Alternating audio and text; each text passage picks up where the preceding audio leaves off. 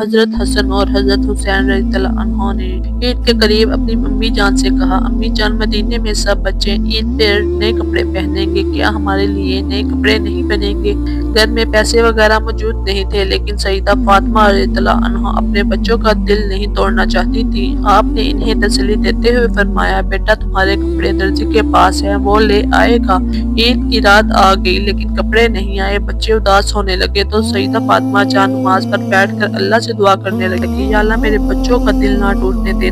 اتنے میں دروازے پر دستک ہوئی۔ ایک شخص نے آواز دی، یہ لیجیے اپنے شہزادوں کے لیے کپڑے۔ سیدہ فاطمہ نے دروازہ کھول کر وہ ہتھیلی لے لی۔ جب اسے کھولا تو اس میں موجود دو جوڑے تھے، ایک سبز رنگ کا اور ایک سرخ رنگ کا۔ صبح جب بچے خوشی خوشی وہ کپڑے پہن کر اپنے نانا جان کے پاس گئے تو انہوں نے انہیں دیکھ کر مسکرا دیا۔ روایت میں آتا ہے کہ نبی کریم صلی اللہ علیہ وسلم نے فرمایا کہ وہ درزی کوئی عام انسان نہیں تھا بلکہ ایک فرشتہ تھا، اور یہ کپڑے دنیا کے نہیں بلکہ جنت سے بطور تحفہ کے طور پر بھیجے گئے۔